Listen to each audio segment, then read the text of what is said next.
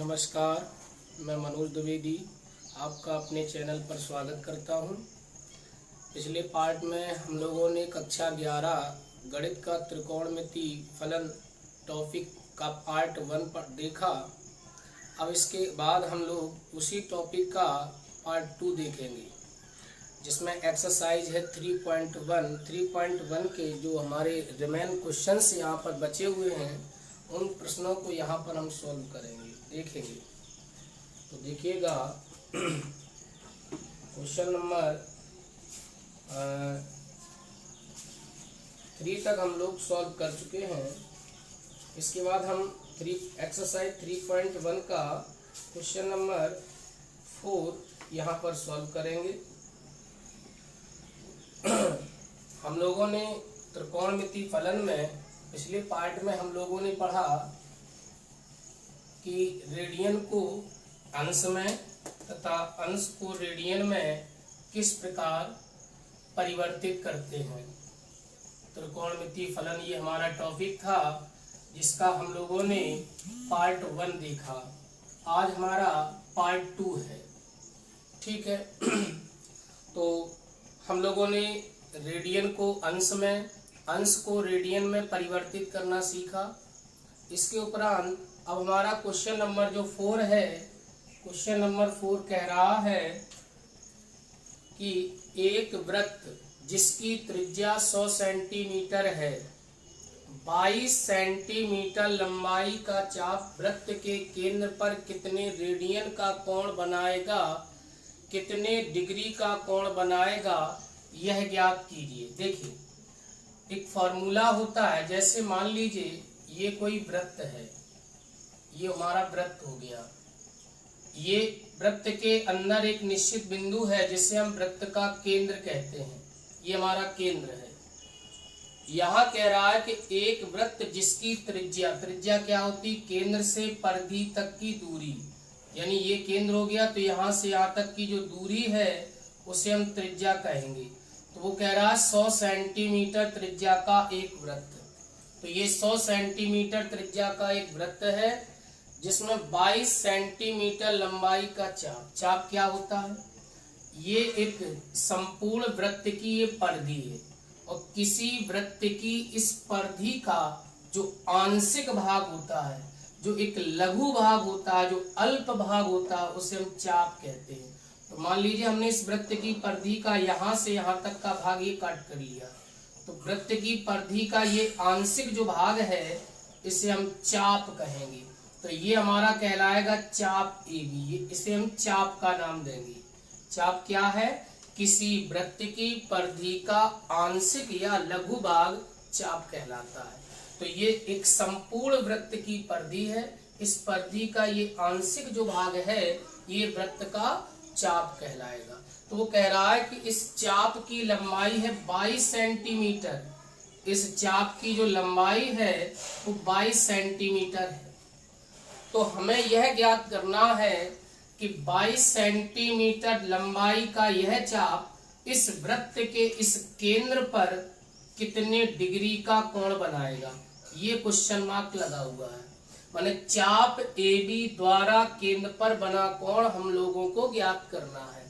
तो एक फॉर्मूला होता है, आप लोग याद कर लीजिए कि केंद्र पर बना कोण, किसी वृत्त के किसी चाप द्वारा केंद्र पर बना कोण बराबर होता है, केंद्र पर बना कोण बराबर होता है चाप की लंबाई बटे वृत्त की त्रिज्या।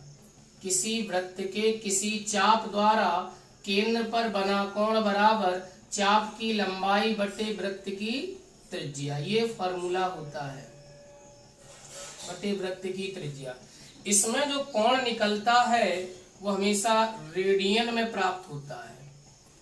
जो यूनिट होगी यहाँ पर वो डिग्री में नहीं होगी, यहाँ जो कोण का मात्रक आएगा वो रेडियन में प्राप्त होगा। इस सूत्र के द्वारा केंद्र पर बना कोण बराबर चाप की लंबाई बटे वृत्त की त्रिज्या। इसमें जो केंद्र पर बना कोण हमें प्राप्त होगा वो किस में प्राप्त होगा? रेडियन में प्राप्त होगा। तो यहाँ हमें केंद्र पे बना कोण ज्ञात करना है। मान लीजिए केंद्र पे बना कोण हमारा थीटा है, चाप की लंबाई कितनी है 22 सेंटीमीटर और वृत्त की त्रिज्या कितनी है 100 सेंटीमीटर, ठीक है ना। तो ये जो कोण निकल के आया ये किस में आया, रेडियन में आया। अब क्या करना है, कल हम लोगों ने पढ़ा, पिछली क्लास में हम लोगों ने पढ़ा था कि रेडियन को अंश में परिवर्तित करने के लिए, डिग्री में परिवर्तित करने के लिए क्यों करना है परिवर्तित, क्योंकि प्रश्न कह रहा है कि केंद्र पर बने कोण का मान डिग्री में ज्ञात करिए। तो याद होगा हमने पिछली क्लास में देखा था कि 180 डिग्री बराबर होता है पाई रेडियन। एक मिनट, 180 डिग्री बराबर होता है पाई रेडियन। हम लोगों ने पढ़ा है कि 180 डिग्री बराबर किसके होता है, पाई रेडियन के। अर्थात पाई रेडियन बराबर कितना होता है 180 डिग्री। तो एक रेडियन बराबर क्या होगा, कम होगा कि नहीं, 180 बटे पाई, और जहां ये पाई हो जाएगा नियतांक, इसका मान हमेशा 22/7 लेंगे। तो रेडियन को डिग्री में परिवर्तित करने के लिए 180 बटे पाई का गुणा, तो 22/100, और रेडियन में बदलने के लिए 180 बटे पाई का यहाँ गुणा करेंगे। 0 से 0 को काट दीजिए। अब यहाँ पाई एक नियतांक है तो पाई का मान यहाँ पे कितना लेंगे, 22/7। 22/7, 7 चला जाएगा ऊपर, 22 से 22 कट जाएगा। ये ऊपर कैसे चला गया, क्योंकि 18 क्या है संख्या, और संख्या के बटे में 22/7 एक भिन्न होगी। जब संख्या के बटे में भिन्न होती है तो भिन्न का हर अंश में चला जाता है। तो 22 से 22 कट जाएगा, इसे काट दीजिए, 2 नम 18 और 2 पंचे 10, तो ये हो जाएगा 9 7 63, 9 7 63 बटे 5 डिग्री। 5 का भाग कर दीजिए इसमें, तो कितना हो जाएगा, 5 एकम 5, 1 बचेगा, 5 दूनी 10, 3 बचेगा, दशमलव रख लो, 12.6 डिग्री, 12.6 डिग्री। अब चाहो तो 12.6 डिग्री को डिग्री मिनट में भी चेंज कर सकते हो, या फिर 12.6 डिग्री ही इसे लिख सकते हो। तो 12.6 का मतलब क्या है, या ऐसा कर लीजिए जैसे मैंने पिछली क्लास में पढ़ा था कि 5 का भाग आपने 63 में दिया। एक मिनट, 5 का भाग आपने 63 में दिया, 5 का भाग आपने 63 में दिया, तो 5 एकम 5, 1 बचा, अंक लिया 3 का, 5 दूनी 10, 3 बचा। तो जितनी बार भाग चला गया ये पूर्णांक हो गया, तो यहाँ लिख देंगे 12 डिग्री, ठीक है। अब हमारे पास कितने शेष बचा, 3, किसका भाग दिया था 5 का, तो 3/5 डिग्री और बचा। अब इसे मिनट में बदल दो, तो 3/5 डिग्री को मिनट में, तो हम लोगों ने पढ़ा था 1 डिग्री बराबर होता है 60 मिनट। 1 डिग्री बराबर क्या होता है 60 मिनट। भैया डिग्री को मिनट में बदलने के लिए 60 का गुणा, तो 12 पंचे 60, 12 तिया 36 मिनट, ये हमारा चेंज हो गया। 63/5 ये किस में बदल गया, डिग्री में चेंज हो गया। क्यों, क्योंकि हमने इसे रेडियन में जो कोण प्राप्त हुआ उसे डिग्री में बदलने के लिए 180 बटे पाई का गुणा किया, तो ये हमारा एंगल डिग्री बदल गया। अब 63/5 में 5 का भाग दिया तो 12 डिग्री हमारा एक्यूरेट निकला। इसके बाद हमारा 3/5 डिग्री शेष बचा, 3/5 डिग्री को हमने मिनट में बदल लिया, 1 डिग्री बराबर 60 मिनट होता है। तो यहाँ पर केंद्र पर बना जो कोण निकला 12 डिग्री 36 मिनट निकला। ठीक है, क्लियर। चलिए नेक्स्ट क्वेश्चन को देखते हैं।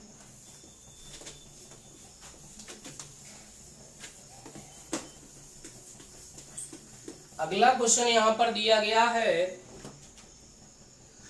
एक वृत्त जिसका व्यास 40 सेंटीमीटर है।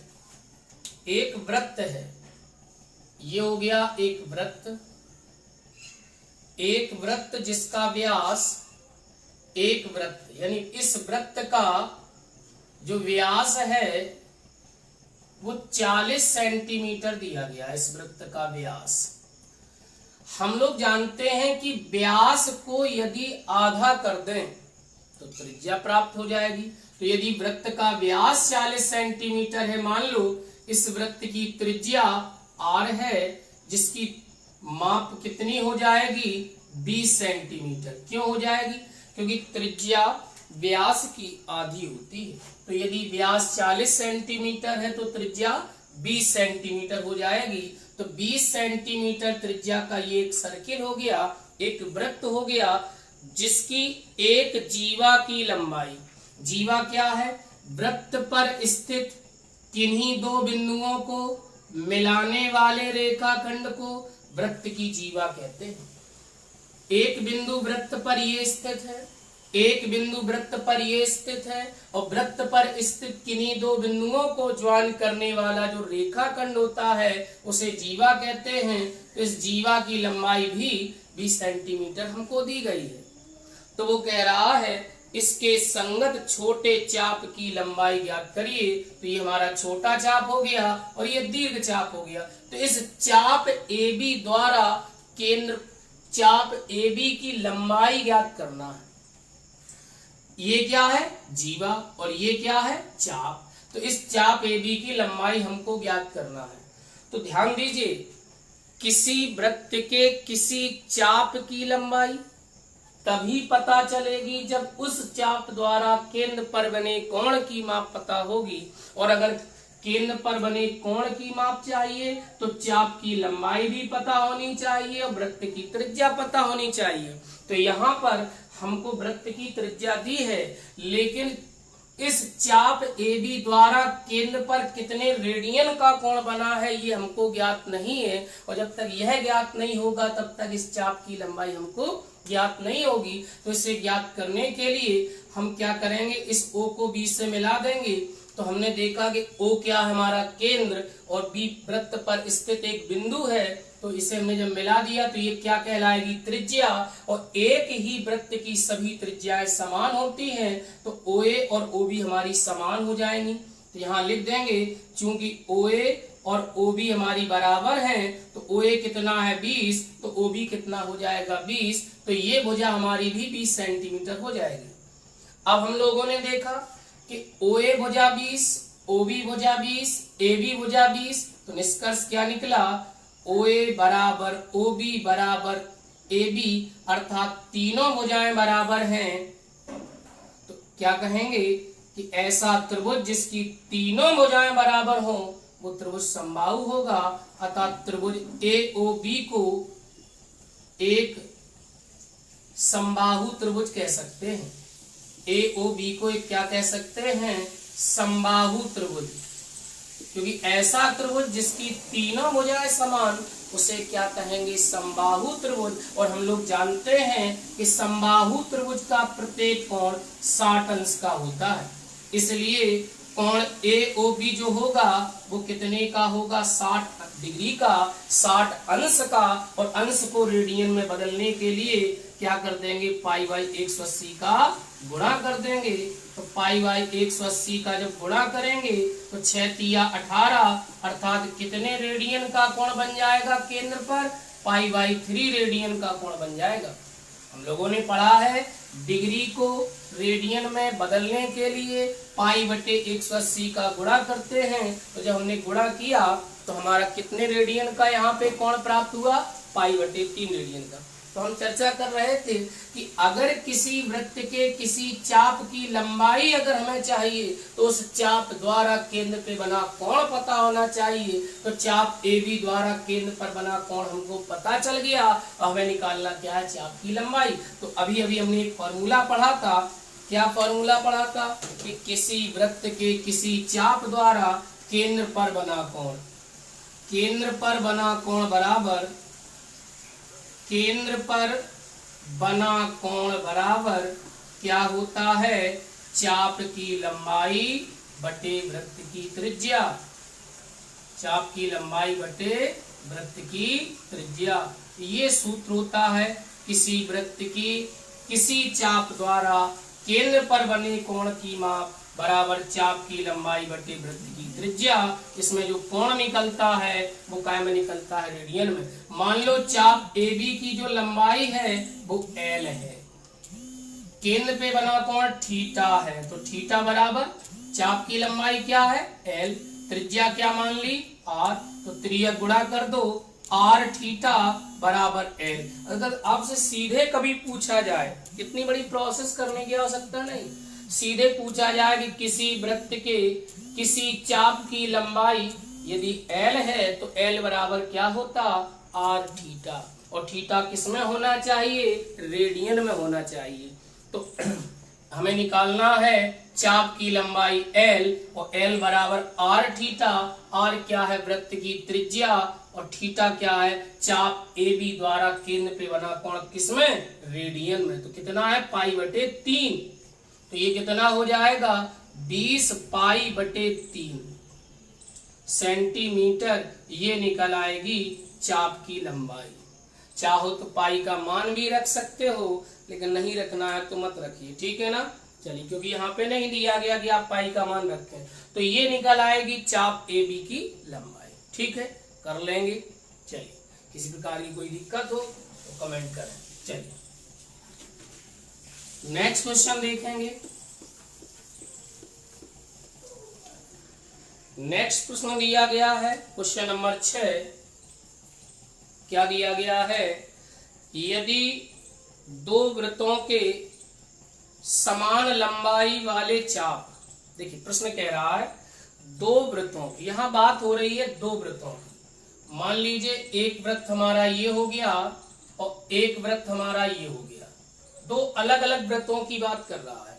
वो कह रहा है कि यदि दो वृत्तों के समान लंबाई वाले चाप, दो वृत्तों के कैसे चाप, समान लंबाई की। चाप क्या है, अभी मैंने बताया था, ये वृत्त का केंद्र मान लो O1 हो गया, ये वृत्त का केंद्र O2 हो गया।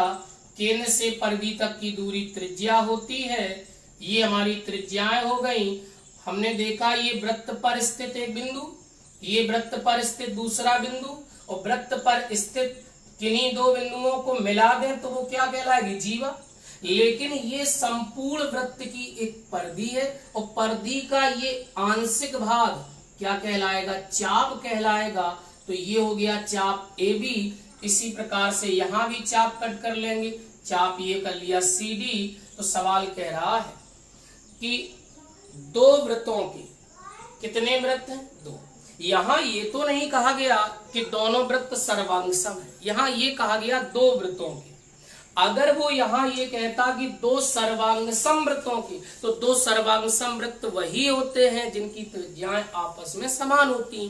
तो यहाँ ऐसा नहीं कहा गया, तो इसका मतलब है कि ये दोनों वृत्त असमान त्रिज्या के होंगे। तो मान लीजिए इस वृत्त की त्रिज्या R1 है और इस वृत्त की त्रिज्या R2। ऐसा क्यों, क्योंकि प्रश्न में ये कहा गया है कि दोनों वृत्त सर्वांगसम नहीं कहा, यहाँ कहा दो वृत्तों की बस समान लंबाई के चाप। दो वृत्त तो दो हैं ना, ये कहा कि दोनों वृत्त समान हैं। दोनों वृत्त अगर समान होते, समान का मतलब समान त्रिज्या के, समान व्यास के, समान परिधि के, समान क्षेत्रफल के। लेकिन यहाँ ऐसा प्रश्न नहीं किया गया, इसलिए दो अलग अलग वृत्तों की त्रिज्याएं हमेशा अलग अलग होती हैं। वो कह रहा दो वृत्तों के चाप की लंबाई समान है। चाप ए बी की लंबाई भी हमने मान ली एल है, चाप ए बी की लंबाई भी हमने क्या मान ली, एल है, और चाप सी डी की लंबाई भी हमने क्या मान ली, एल है। क्यों मान ली, क्योंकि समान लंबाई के चाप है। आगे क्या कह रहा है, केंद्र पर 60 अंश और 75 अंश के कोण बनाते हैं। माने ये चाप ए बी केंद्र पे कितने का कोण बनाता है, 60 अंश का, और ये कितने का बनाता है, 75 अंश का।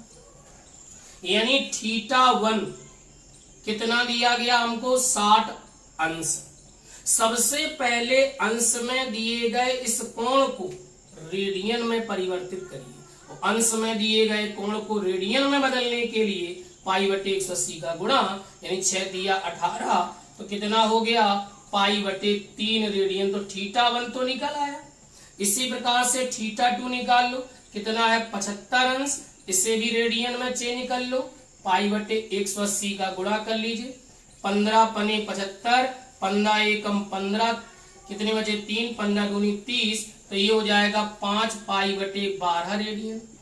तो क्या निकल आया, चाप ए बी द्वारा केंद्र पे बने कोण θ1 का मान रेडियन में, चाप सी डी द्वारा केंद्र पे बने कोण का मान रेडियन में प्राप्त हो गया। R1 R2 पता नहीं है, त्रिज्याओं में अनुपात पूछा गया, चाप दोनों के समान है। तो अभी अभी हमने सूत्र पढ़ा, क्या पढ़ा कि केंद्र पर बना कोण, हम लोगों ने पढ़ा, सूत्र पढ़ा कि केंद्र पर बना कोण बराबर क्या होता है, चाप की लंबाई बटे वृत्त की त्रिज्या। केंद्र पर बना कोण बराबर चाप की लंबाई बटे वृत्त की त्रिज्या। इसमें जो केंद्र पे बना कोण हमारा प्राप्त होता है वो किसमें प्राप्त होता है, रेडियन में।